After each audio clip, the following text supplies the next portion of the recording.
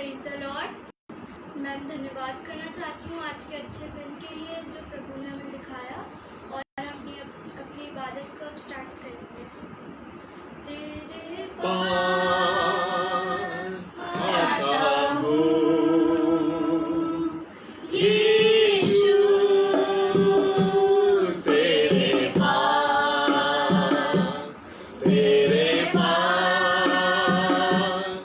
आता हूँ। मेरी हर सांस तेरी स्तुति करती रहे, हर दिन मेरी हर सांस तेरी महिमा गाती रहे। तेरे पास आता हूँ यीशु, तेरे पास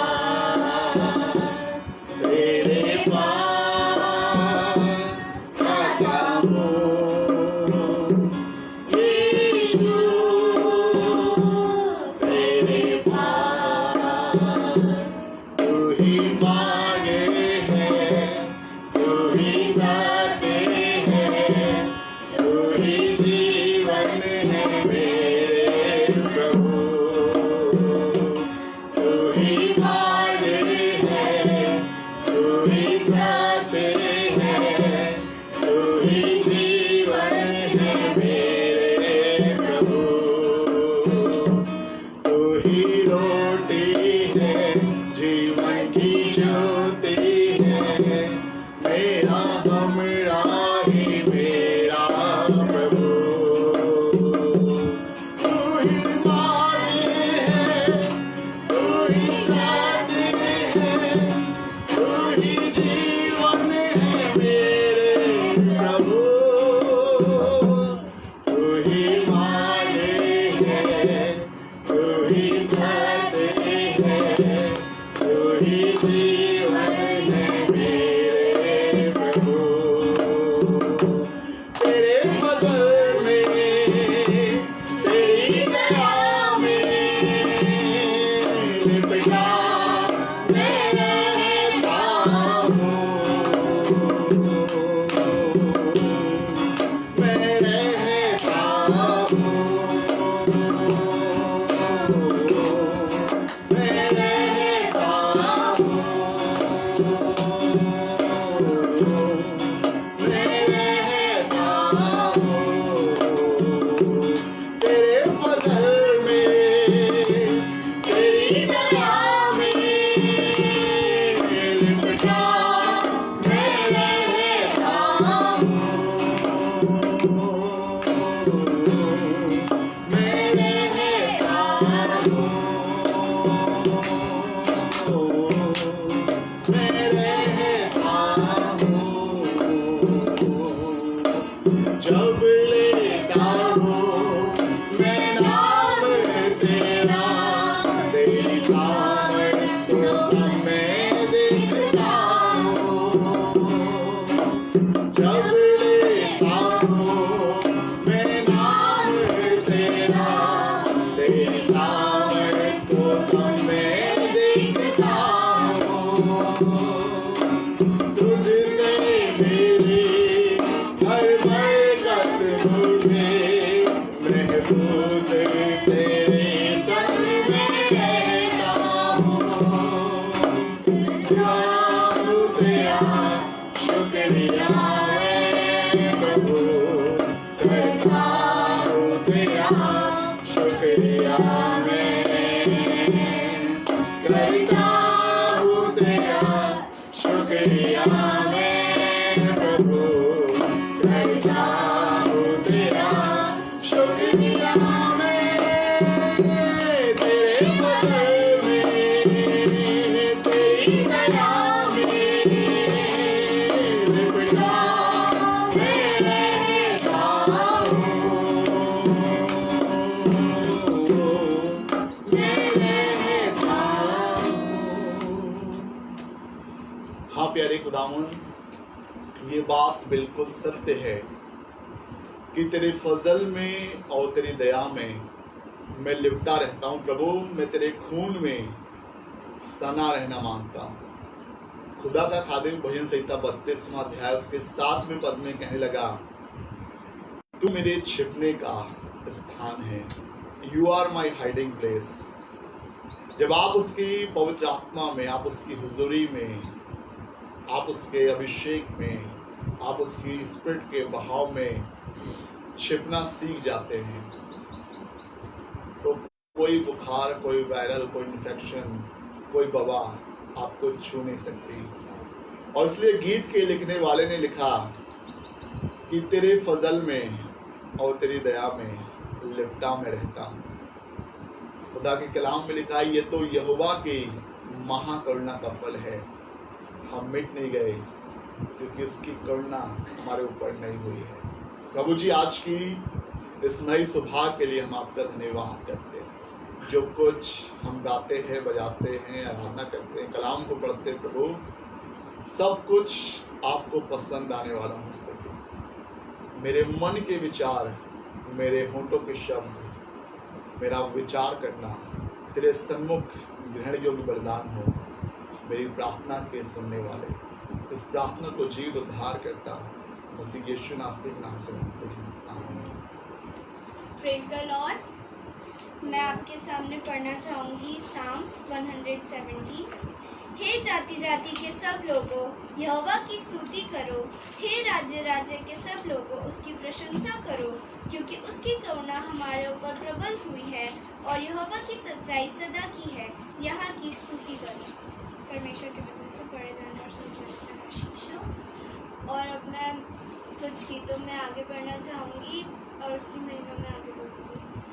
बोलो जय, मिलकर चले, बोलो जय यीशु की जय, बोलो जय, मिलकर जय, बोलो जय यीशु की जय, बोलो जय जय जय, बोलो जय, मिलकर जय, बोलो जय यीशु की जय, बोलो जय, मिलकर जय, बोलो जय यीशु की जय, बोलो जय जय जय। प्रेम तेरे की मन में भर दे अपनी प्रेम तेरे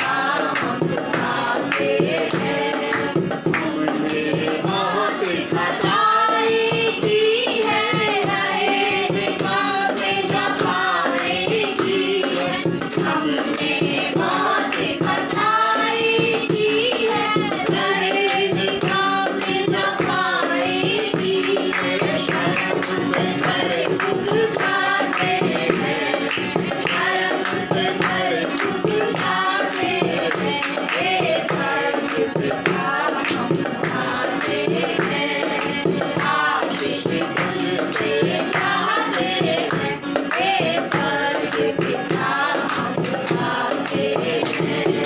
और तेरे को तू कभी ना भूले, दुख सहे दुनिया में तूने, बंदे को तू कभी ना भूले, दुख सहे दुनिया में तूने, उसी प्यार को चाहते हैं, उसी प्यार को चाहते हैं, हे स्वर्ग पिता हम आते हैं, आशीष तुझसे चाहते हैं, हे स्वर्ग पिता हम आते हैं।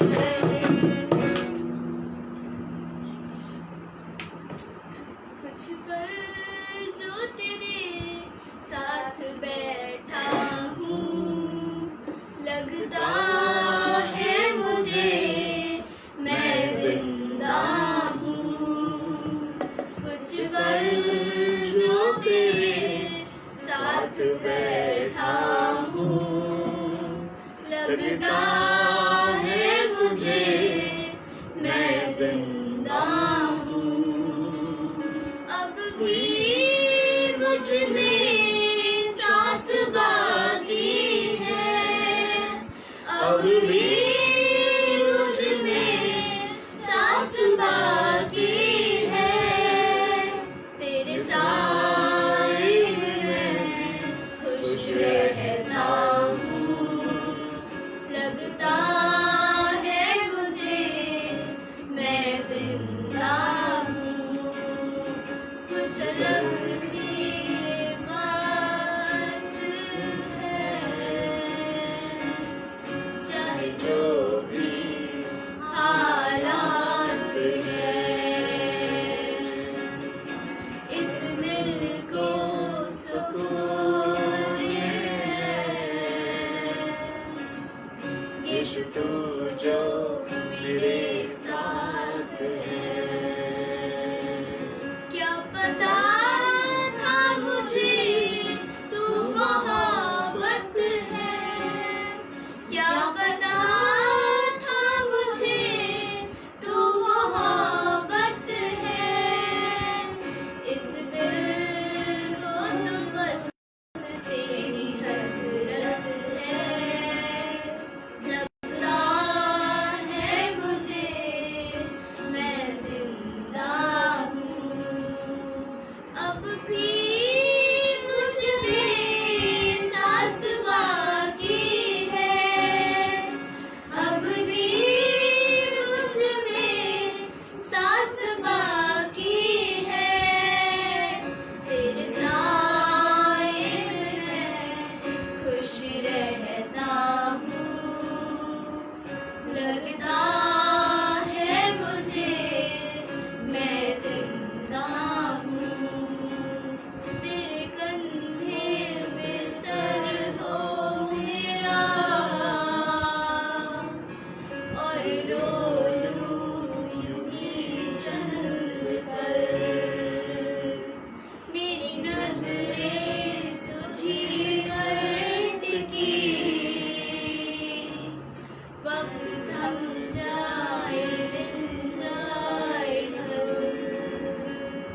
कोई तुझ सा नहीं खूबसूरत है, कोई तुझ सा नहीं खूबसूरत है, इस दिल को तो बस तेरी हसरत है, लगता है मुझे मैं जिंदा हूँ। कुछ पल जो तेरे साथ बैठा हूँ, लगता है मुझे मैं जिंदा हूँ। Thank you, Jesus. Thank you Jesus. हाँ प्रभु यीशु मसीह, एक बार फिर से हम आपका धन्यवाद करते प्रभु। प्रभु जैसे हमने गाया, कुछ अलग सी ये बात है, चाहे जो भी हालात हो। प्रभु आपका खादिम कहने लगा, कौन मुझे मसीह की मोहब्बत से जुदा करेगा? क्या काल, क्या क्लेश, क्या मृत्यु, क्या जोखिम, क्या तलवार, क्या नंगाई, क्या उपद्रव, क्या संकट। हाँ प्रभु यीशु मसीह, चाहे कोई भी हालात क्यों ना हो प्रभु, लेकिन आपकी हुजूरी हमारे संग है प्रभु। इस बात के लिए हम आपका धन्यवाद करते हैं। जब हम आपके कलाम को आज की सुबह थोड़ी देर मनन करते हैं, पवित्र आत्मा आप हमारी सहायता करिए। प्रभु यीशु नासरी के नाम से मांगते हैं, प्रेज लॉर्ड, हालेलुया। खुदावन यीशु मसीह के जीवित, पवित्र और सामर्थी नाम में आप सभी को जय मसीह की। एक छोटे से संदेश को आज की सुबह में आपके बीच में रखना मांगता हूँ, और संदेश है रोमियो की पत्री 8वें अध्याय से। इसको इस हफ्ते में आप पढ़ सकते हैं। कुछ ही आयतें आज की सुबह में आपके साथ में पढ़ेंगे हम लोग। आज अगर आप ध्यान से देखें तो लोग संतुष्ट नहीं हैं। लोगों के पास पैसा है, चीजें नहीं आती।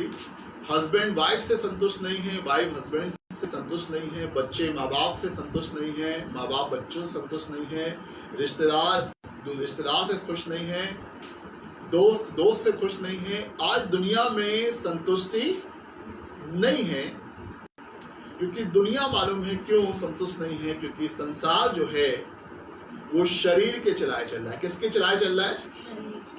शरीर के चलाए चल रहा है। और पौलुस रसूल ने, एपोस्टल पॉल ने इस बात को रोमियो 8 में बयान किया कि दुनिया किसके चलाए चल रही है?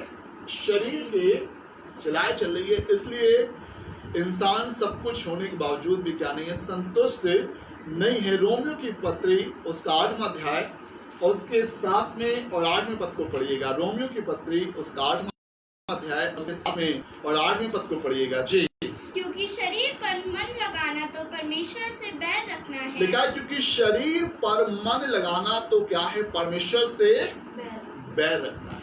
आज दुनिया जो है वो शरीर की बातों पर क्या लगा रही है? मन लगा रही है। चाहे वो इंटरनेट हो, चाहे मोबाइल हो, चाहे टीवी सीरियल्स हो, चाहे व्यर्थ बातें हो, चाहे झूठी बातें हो। और लिखा है शरीर, जी फिर से पढ़िएगा, शरीर पर मन लगाना तो क्या है जी? क्योंकि शरीर पर मन लगाना तो परमेश्वर से बैर रखना है। परमेश्वर से बैर रखना है। लिखा है, कलाम के अंदर लिखा है, नीति वचन की पुस्तक में लिखा है, जो वचन पर मन लगाता वो क्या पाता है? कल्याण पाता है। हालेलुया। आज लोगों के पास बाइबल पढ़ने के समय नहीं है। आज बाइबल पढ़ने के लिए, कलाम को सुनने के लिए समय नहीं है। और कलाम में लिखा है, जो वचन पर मन लगाता वो क्या पाता है? कल्याण पाता है। एक दिन प्रभु यीशु मसीह पतरस से, यूहन्ना से, अपने चेलों से बयान करने लगे कि मुझको कलवरी के क्रूस पर चढ़ाया जाएगा, मुझको लानतान किया जाएगा, मेरे मुंह पे थूका जाएगा। तो लिखा है, पतरस उसका हाथ पकड़कर अलग में ले जाकर उससे झड़कने लगा और कहने लगा, मरे तेरे दुश्मन। हे प्रभु, ऐसा कभी ना हो कि तुझे मरना पड़े। यीशु मसीह ने उससे कहा, हे पतरस, मालूम है यीशु मसीह ने पतरस को पहली बार क्या कहा? शैतान। प्रभु यीशु मसीह ने पतरस को शैतान नहीं कहा, परंतु जो विचार उसके मन के अंदर काम कर रहे थे, प्रभु यीशु मसीह ने पतरस से कहा, हे शैतान, तू मेरे सामने से क्या हो जा? दूर हो जा, क्योंकि तू परमेश्वर की बातों पर नहीं परंतु मनुष्यों की बातों पर क्या लगाता है? मन लगाता है। टीवी सीरियल में लिखकर आता है, पहले लिख के आता है, जो टीवी सीरियल या मूवी या जो कुछ भी आप देख रहे हैं, इसका जीवित या मृत व्यक्ति से किसी भी तरह का कोई संबंध नहीं है। ये पूरी तरीके से क्या है? फिक्शन है, काल्पनिक है। लेकिन मालूम है उस पर कई बार हम लोग क्या करते हैं? घंटों घंटों क्या लगते हैं? मन लगाते हैं। और आज लोग बहुत कर्जे में हैं। जब फैमिलीज में हम दुआ करने के लिए जाते हैं, प्रार्थना करने के लिए जाते हैं, बहुत से फैमिलीज इस बात को बताते हैं कि हमारे ऊपर इतने लाख का कर्जा है, हमारे ऊपर 5 लाख का कर्जा है, 3 लाख का कर्जा है, 4 लाख का कर्जा है। और क्यों सबको क्या चाहिए? महंगे महंगे मोबाइल चाहिए, 50-50 हजार के मोबाइल चाहिए, एलईडी चाहिए, महंगे महंगे 70-70, 80-80 हजार के। और चाहे उनके घर में घर की चीजें पूरी ना हो, नीड्स पूरी नहीं हो, ब्यूटी पार्लर के लिए ढेरों पैसा चाहिए, 10-10 हजार, 12-12 हजार चीजें। और मालूम है आज लोग ढेरों तरह से परेशान हैं, तंगहाली में हैं। मालूम है क्यों? क्योंकि लोग शरीर के चलाए चलते हैं। और रोमियो का जो 8वां अध्याय जो है वो केवल इस बात बताता है कि दुनिया किसके चलाए चल रही है? शरीर के चलाए चल रही है। और इसलिए सब कुछ होने के बावजूद लोग कर्जे में हैं, बीमारियों में हैं, समस्याओं में हैं। जी आगे बढ़िएगा जी।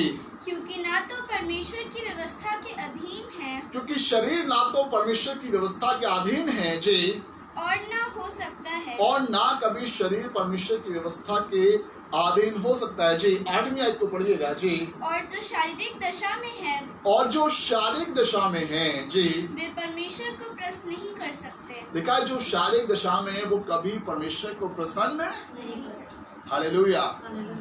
आपको शारीरिक दशा से आत्मिक दशा में एंटर करने की आवश्यकता है, प्रवेश करने की आवश्यकता है। और लिखा है जो शारीरिक दशा में है वो कभी परमेश्वर को प्रसन्न नहीं कर सकते। वो इंसान को तो प्रसन्न कर सकते, दुनिया को प्रसन्न कर सकते थोड़े समय के लिए।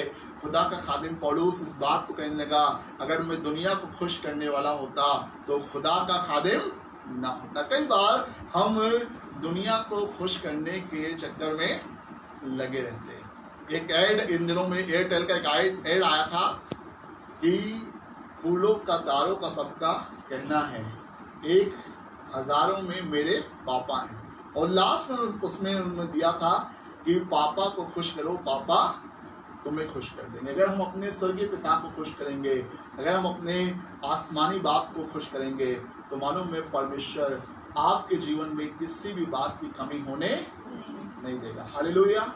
कई बार हम दुनिया को खुश करने के चक्कर में लगे जाते हैं। इसी आयत को इंग्लिश में पढ़िएगा, रोमियो की पत्री उसका 8वां अध्याय और उसके 8वें पद को पढ़िएगा। रोमियो की पत्री 8वां अध्याय उसके 8वें पद को, उसके बाद हम 12वें पद की तरफ चलेंगे जी।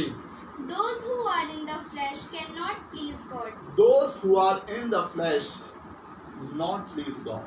वो दुनिया को तो खुश कर सकते हैं लेकिन कभी भी खुदा को खुश नहीं कर सकते। आज इंसान को खुश करने के चक्कर में लगा हुआ है, लेकिन मालूम है हमें खुदा को खुश करने की आवश्यकता है। हमको स्पिरिट में आत्मिक दशा में प्रवेश करने की आवश्यकता है। एक आयत की तरफ हम लोग चलेंगे जो आपको मिलेगी यूहन्ना की इंजील उसका 6वां अध्याय के 63 वर्ष को पढ़ेंगे। यूहन्ना की इंजील उसका 6 चैप्टर्स की 63 वर्ष को पढ़ेंगे जी।